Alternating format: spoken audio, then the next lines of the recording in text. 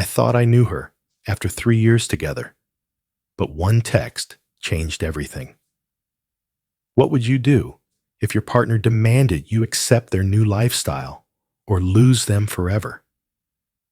This is the story of how Emily's ultimatum turned my world upside down and the shocking truth I uncovered. Stick around. You won't believe what happened next. Welcome to Addy Story, where we share real-life stories that touch the heart and inspire the soul. Subscribe now to join our community, relax, and dive into the stories we have for you. Enjoy. My girlfriend texted, "My polyamory is real." "Accept it, or I'm out," I responded, acknowledged. I changed the locks and sent her text to her strict parents. She pounded on my door, her screams echoing with desperation, insisting it was all a terrible mistake. At 29, I'm caught in a whirlwind of emotions, still shaken, yet oddly serene. It's a strange balance. The last 24 hours have been a whirlwind. Yesterday, while battling a code that felt like it was frying my brain, my phone buzzed, pulling me from the chaos. Emily, my girlfriend of 3 years, 27, has shared my home for the past year. I believed everything was fine, but I was wrong. "James, we need to talk. This is it. My polyamory is real, not just a fleeting moment. This is my essence. Accept it, or I'm out for good. Tell me, love without limits." This was unexpected. We'd explored desires, limits, dreams, everything laid bare. Polyamory was never an option. I'm devoted to one woman, and she always claimed the same. I fixed my gaze on the message. I need to talk about this. We need to solve this now. Only a final choice. Embrace this shift in our bond, or we part ways. My fingers trembled above the keys. A fire burned within me, urging me to call her, to scream for answers. Her words pierced through the silence. "Accept it, or I'm gone." Her choice was made. Now she awaited my response. I acknowledged, understood. Then I faced reality. She warned me, "Accept it, or she's gone." I refused to accept this, so she's gone. Her words pierced through the silence. My apartment is mine. I had it long before our paths crossed. She has no claim to the home. She arrived, her belongings in tow. Sometimes she'd help with groceries or utilities, but it was never set in stone. "I'll pick up the takeout this week," or "Here's some cash for the internet bill." First call, a locksmith. I urgently requested a lock change. He promised to arrive in an hour. Next, she grabbed her essentials: clothes, toiletries, her laptop, chargers, everything she would need right away. Placed them in her suitcases, waiting by the door. She won't let it all spill onto the pavement. I refuse to be a monster, simply guiding her choice. Her parents, the third action. They cling to tradition fiercely, genuine and timeless. They worship me. I believe I positively impact Emily. They've stood by her side, offering unwavering financial support. If she's choosing this path, they have a right to know, especially if she's about to show up at their door. I sent her the message, no words needed, only the words. The locksmith stood at the door. Locks have been changed, swift, powerful. It took a toll, but the tranquility it brings is worth everything. As I zipped the suitcase, her makeup bag nestled inside. My phone erupted with chaos. "Mom, Susan," her voice trembled with tension. "James, what is this text Emily sent you?" She called, tears streaming, claiming you tossed her out. "What's going on?" "Just me." "Susan, her text shocked me just as much as it did you. She sent it an hour ago, delivering an ultimatum about polyamory. If I refuse, she'll disappear forever. I refuse to accept this. I still haven't let her go. I honor her choice to walk away like this. Love without limits? It can't be, Emily. Do you really mean that? She insists it's all a terrible mistake. James. She craves her belongings. Where can she possibly turn? Just me? Susan. Her things are waiting by the door. She must discover her path. It was her ultimatum, not mine. Susan's voice trembled with urgency, her words a jumbled plea for Emily before the line went dead. Just moments later, the chime of my video doorbell pierces the silence. Emily here. Stormy visage. Suddenly, the pounding begins, deafening and screaming. James, open the damn door now. What have you done? I just watched it on my phone. She's giving it everything she's got. James, this is a colossal misinterpretation. My mom just called. Open the door. This can't wait. Don't shut me out like this. A twist of fate? Her message pierced through the noise. Later, I would discover that her claim of misunderstanding was merely another act of manipulation. My parents are losing it. What did you say to them?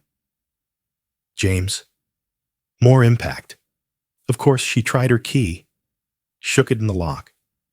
More cries echoing through the air. You lunatic? This is unjust. I never intended it that way. What other meaning could accept it or I'm gone hold? I sank into the couch, lost in thought. Her belongings lay tightly bundled just out of reach. I reached out to her with a message. Emily, your things are ready to go. If you think it's needed, you can schedule a time to have them picked up with a police escort. Just tell me when you and a friend can pick them up. I honor your choice to go, as per the conditions you've laid out. Silence fell. A flurry of messages from her. Damned. Whispers of betrayal. Then begging, claiming I'm overreacting. All she craved was a spark to ignite a dialogue. Facing an ultimatum? Absolutely, isn't it? Silence envelops the moment. It's been an hour since she walked away. My phone won't stop buzzing with her frantic texts, and now her dad, Robert, is messaging too. Less emotional, but relentless, demanding to know why his daughter is suddenly homeless and in tears. I shared with him what I had already confided in Susan. Emily chose her path. I feel unexpectedly liberated, and a touch of sorrow lingers. 3 years wasted in a single message. Maybe I just escaped something dangerous. Now, it's time to face update 1. Just a week later, man. This week was a whirlwind. Grateful for every comment and DM. It's reassuring to realize I'm not alone in believing that ultimatums through text are a terrible way to deal with issues. Emily couldn't handle being locked out. It shattered her. Unbelievable. After the chaotic door banging, she vanished to her parents' home in Boise, Idaho. Robert later revealed their deep concern and confusion over the polyamory text I had sent. Emily burst in, fraught with urgency. The air thickened with tension as they welcomed her in. Emily twisted it, claiming I had wildly overreacted to a mere hypothetical and was being controlling. Robert, her dad, reached out to me the very next day. His voice wavered with conflict. Robert, James, I talked to Emily and Susan. I saw the text you sent. Honestly, Emily's message leaves us in the dark. Polyamory surprises at every turn. She insists you misunderstood her. She was merely seeking to understand her emotions.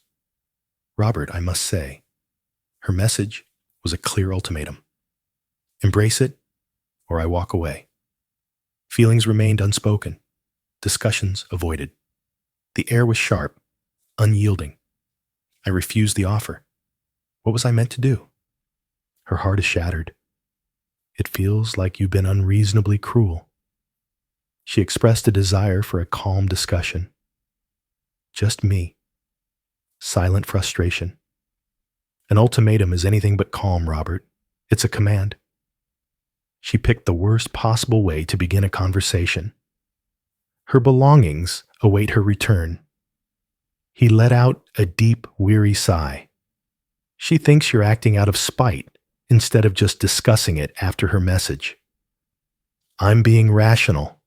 She dictated the terms for their final goodbye. Her condition, non-negotiable. I just followed through on those terms. The following day, Sarah, Emily's closest friend, bombarded me with texts, relentless and urgent. She had only heard Emily's carefully crafted sob story version of what happened. Sarah, James, let Emily speak. She deserves that chance. She said you exploded over a simple mix-up. She's shattered. Your overreaction shattered her trust when she dared to be vulnerable. Sarah. She slipped in her choice of words, all right? Fear twisted her words, leaving a haunting echo. Try to see it from my perspective, confronting Sarah after her reign of terror. Sarah. Emily laid down the law. I chose that path, and it defined everything. She is determined to change the past. She must find a way to retrieve her belongings. Then the entitlement surged. Emily messaged, revealing she'd return for her belongings on Saturday. All right. I promised I'd show up. Saturday arrives. Emily arrives alone. Sarah and her little brother, Michael, together in a moment that matters. Michael is a good kid, yet he's caught in this turmoil, visibly uneasy. Emily storms in, silence hanging heavy, commanding Sarah and Michael as if they're her own hired hands. Emily called out to Sarah, her voice sharp and urgent. Don't forget my pricey skincare from the bathroom. The La Mer products. He better not have laid a finger on it. Her belongings are packed, and a chill runs through her. You put my life in these bags? Really, James? This is fragile. These are your suitcases, Emily. Fine. Michael, fetch my large art canvas from the spare room. Empty space? Welcome to my sanctuary. A small easel stands alone in the corner. No, Emily, that canvas belongs to me. I got it for the landscape painting course I took last year in Portland, Oregon. Stop it, James. I was ready to use it. It's almost in my grasp. Absolutely. It's undeniably mine. Your easel and paints can go, but the canvas remains. Her laughter was sharp, cutting through the silence. You're beyond belief. So trivial, Sarah interjects, brandishing the designer handbag I gifted her last birthday. Sarah, she can hold on to this, can't she? Since you're being so difficult about everything else, a precious gift. She clings to her gifts, fiercely, struggling to find peace. Emily begins to sift through my bookshelves. Emily, what are you up to? Hunting for that cherished first edition. You never even glanced at it. Emily, that's my story. Your things await you. Her entitlement was astonishing. She shattered our world, and that was just the beginning. She was stealing my things right before my eyes. They finally took almost everything she had. Emily halted at the door, a moment suspended in time. This will haunt you, James. You discarded something extraordinary, bound by your own inflexibility. I held on to it, Emily. You did, the moment you hit send. Her eyes burned with fury as she stormed away. That night, Emily sent me a Venmo request for $200. Memo, heart-wrenching turmoil. I turned it down with a little note. Haha. Next, another for $50. Here's my portion of the last grocery bill I covered. This was small and self-serving, yet not surprising. It reflected her usual approach to shared costs when she felt slighted. Yet given the situation, refused. This can't be the end, can it? The boldness is staggering. A flicker of laughter battles against the weight of exhaustion. Yet, strangely, more determined. Her true colors have emerged and they're ugly. Update 2. A turning point awaits. A month has passed. Incredible. Just when I believed the Emily saga was coming to an end, it exploded. But I must admit, the ending hits hard, like watching the chaos you unleashed engulf you completely. After the disastrous move-out day and the petty Venmo requests, Emily remained at her parents' house in Boise, Idaho, and things were spiraling deeper into chaos. The polyamory explanation crumbled under her parents' piercing gaze. An email from my building's management company in Seattle, Washington, signaled the beginning of my new troubles. A cry for justice, just a glimpse into my world. It claimed there were loud arguments and disturbances from my apartment repeatedly, pinpointing the night I changed the locks when she screamed outside, and the day Emily moved out, filled with accusations from her and Sarah. It suggested a dangerous unpredictability. My jaw hit the floor. She was plotting to get me in trouble with my building. I rushed to call management. Fortunately, Mrs. Linda, the building manager, recognizes me. I stay silent, meet my obligations, and avoid trouble. I laid out the situation with a steady voice. She laid down the law. I agreed. She made a scene outside my door, locked out, while my doorbell cam captured it all. Then during the move-out, she was the one shouting and pointing fingers. I proposed to share the doorbell footage and the original text with Mrs. Linda. Miss Devon, I just had a deeply emotional call with your ex-girlfriend, followed by another from her mother, both portraying intense scenes of you unlawfully evicting her and displaying aggression. I must address the complaints, but honestly, their accounts were inconsistent and appeared crafted to tarnish your reputation. There was no unlawful eviction for me. She has no ties to any lease. She demanded I choose, accept her new life, or walk away forever. I possess the text. Mrs. Linda, please send me that text along with a brief summary of events from your viewpoint, and the video as well. It would greatly assist us in finalizing this matter. Everything's been sent. The complaint vanished within a day. Emily's effort to cast me as the villain crumbled, but the true shock hit a week later. Robert, Emily's dad, called me. His voice was heavy with defeat and raw shame. Robert, James, Susan, and I deeply regret our actions. Emily, it was never just about polyamory, James. For months, she's been entangled in a secret with a married man. Chills coursed through me. She had conveniently left that detail out. This is my truth. Susan's unease deepened as Emily's story twisted and turned, each version more unsettling than the last. Messages flickered on Emily's forgotten tablet, abandoned at our house, revealing secrets she never meant to share. David was meant to walk away from his wife. Emily crafted that polyamory message, believing you'd either embrace being one of her partners or walk away, allowing her to bring David into your space. With one swift move, you exposed her deceit and shattered her entire plan. The polyamory angle was a frantic, misguided effort to paint her affair as a bold, enlightened choice. Thoughts collided in a whirlwind.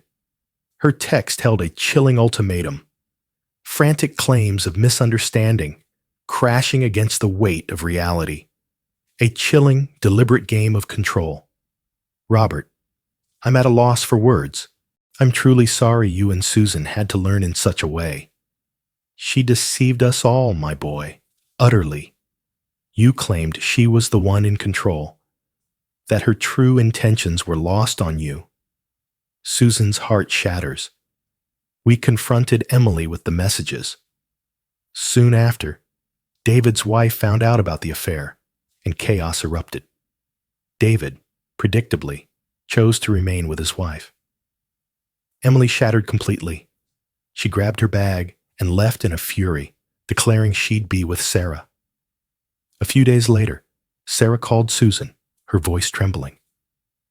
Emily was a storm of emotions, lost in her own chaos, refusing to lift a finger. Sarah, overwhelmed, couldn't bear the relentless turmoil any longer and told her to go. It wasn't merely about my apartment or my books. It was her need to control everyone's lives, blind to the chaos she left behind. What will be Emily's final fate? Her carefully built story shattered into pieces. The affair laid bare. Her enlightened polyamory turned into a web of betrayal. David returned to his wife, abandoning Emily in a storm of heartbreak. Fate's whisper. Crushing parental disappointment. Robert and Susan finally witnessed her true nature, the facade crumbling before their eyes. Robert expressed their deep disappointment and shame, telling Emily she must find a job, seek serious counseling, and learn to stand on her own. The bank of mom and dad had finally shut its doors to her choices. Friendship shattered. Even Sarah, once a fierce supporter, grew weary of the toxicity and entitlement as the true Emily emerged under pressure. Last I heard, Emily was drifting through others' lives, her welcome fading fast. Her scheme to tarnish my name with the building management in Seattle exploded in her face, revealing her true, unhinged nature. Everything just fell into place without my effort. Emily's deceit and arrogance built the very foundation of her ruin. She summoned the tempest, and now she faces it all by herself. A few days ago, I received a final message from Emily, but it came from a different number. Emily, I hope you find joy. James, you shattered my world and turned them all away from me. I couldn't bring myself to respond. I simply blocked the new number. A dark thrill courses through me, witnessing her downfall unfold so dramatically. It's not revenge, but it feels like justice served. Her choices crash down on her with brutal force. I'm thriving, truly thriving. The apartment is mine once more, a sanctuary of calm. I've been reaching out to friends I lost touch with, all because Emily couldn't stand them. Maybe because they saw her for who she really is. The fleeting vulnerability I once felt has vanished, leaving only sharp clarity in its wake. In the wake of betrayal, the most powerful choice is to withdraw, allowing the betrayer to confront the chaos they've created. In Emily's world, chaos reigns supreme. Thanks for watching this story on Addy Story. If you enjoyed it, don't forget to like, share, and hit that subscribe button so you never miss a new tale. Stay tuned for more, and until next time, take care and keep living your own amazing stories.